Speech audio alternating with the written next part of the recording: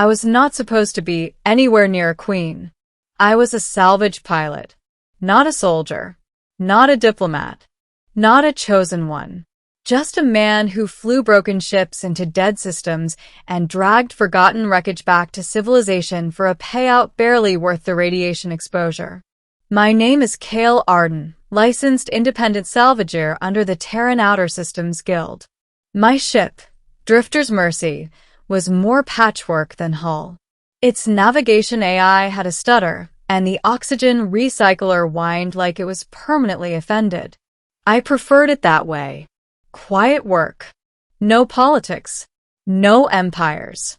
Until the day I answered a distress beacon from a system that wasn't supposed to exist. The signal beyond the maps. The beacon came from the far side of the Perseus expanse, beyond mapped lanes, beyond trade routes. The Guild database flagged it as unknown origin, high encryption, non-human architecture, which meant payout. The expanse was unstable, rogue gravity tides, dead stars drifting like corpses.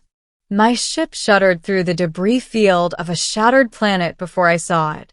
A vessel? No, a cathedral of light shaped like a crescent blade. Its hull shimmered like liquid crystal. Even damaged, it radiated power. The language etched across its surface wasn't in any Terran archive. But I knew it. I don't mean I recognized it. I mean something inside me tightened, like memory brushing against consciousness. I docked against instinct. Inside, the ship was dim and silent.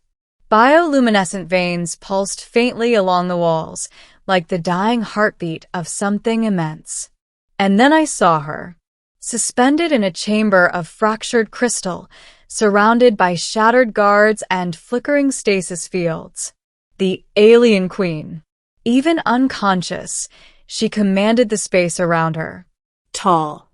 Luminous skin threaded with starlight. A crown-like crest of translucent crystal arched from her temples.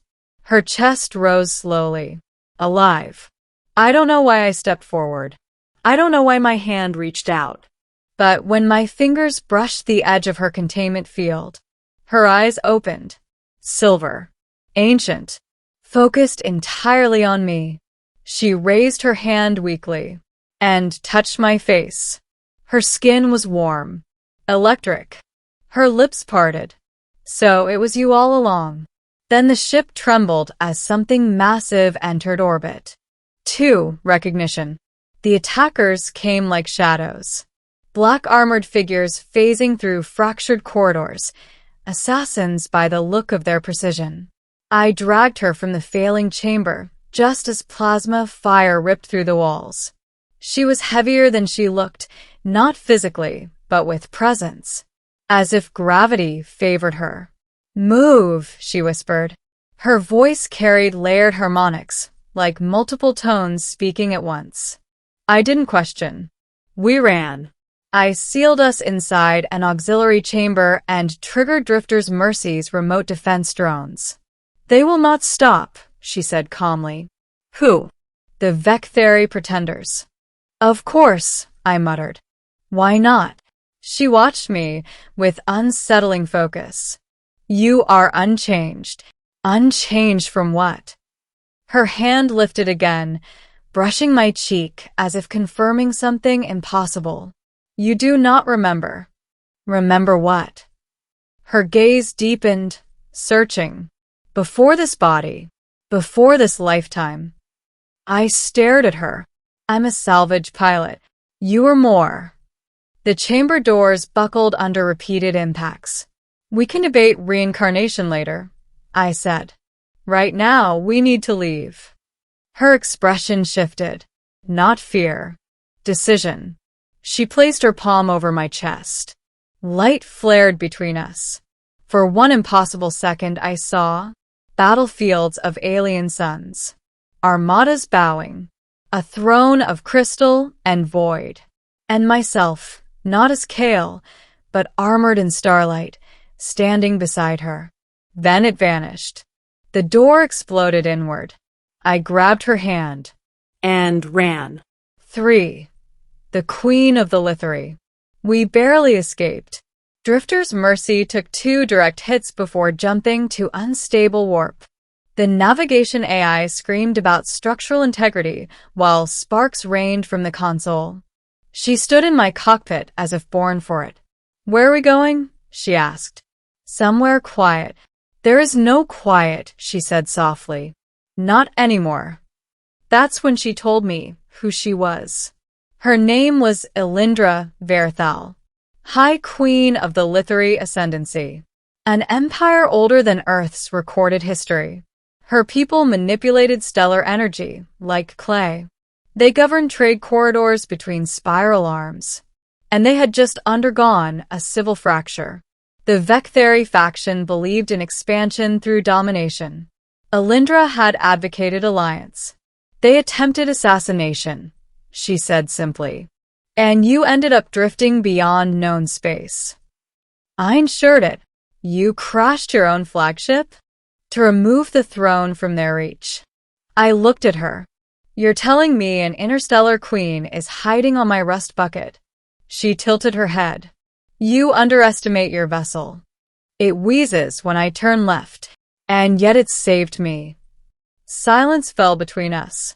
"Why me?" I finally asked. "What did you mean?" "It was you all along." She stepped closer. "Lithari royalty bonds across lifetimes." I blinked. "Excuse me?" "Energy does not vanish," she explained. "It transitions. Consciousness leaves imprints." "You think I'm what?" "Some reincarnated alien warlord." Her gaze softened. "I know you are." That should have frightened me. Instead, it felt like a door I didn't know existed had cracked open. Fragments of déjà vu flickered in my mind. Starfields I had never seen. Voices in a language I didn't know, but somehow understood. "I was bonded once," she said quietly, "to a warrior who stood beside me when the Ascendancy first united the outer systems. And he died." "Yes." "And you think I'm him?" "No," she corrected. "You are you."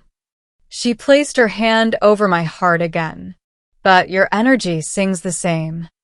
4. The Pursuit. The Vecthari did not give us time to process destiny.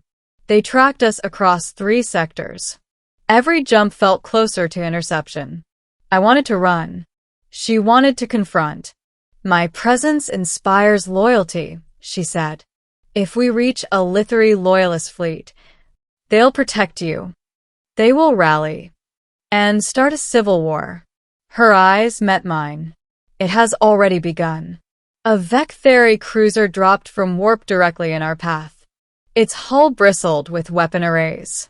Drifter's Mercy was a mosquito facing a war machine. "Options?" I asked. "You trust me?" she replied. "Define trust." She smiled faintly. "Divert all ship power to forward emitters. That'll fry navigation." "Do it." I did. She stepped into the center of the cockpit and extended her arms. Light erupted from her skin. Brilliant. Blinding. Energy flowed through the ship's systems like a second sun igniting. The cruiser fired. She met the blast with her own. Not as a weapon, but as a wave. The cruiser's engines destabilized. Its weapons shut down mid-charge. She collapsed to one knee. I caught her before she hit the deck. "You just disabled a warship," I breathed. I reminded them who I am. Memory awakens. We reached the Lithari loyalist stronghold at the edge of the Cyrene Drift. An armada waited. When Elindra stepped from my ship onto the command platform, thousands of luminous beings knelt. But she looked only at me. "You will not kneel," she said softly. I wasn't planning on it. A council convened. War was imminent. The Vecthari demanded her surrender. Instead, she demanded unity. And for the first time, I spoke in that chamber. Not as a salvage pilot. Not as a reincarnated warrior.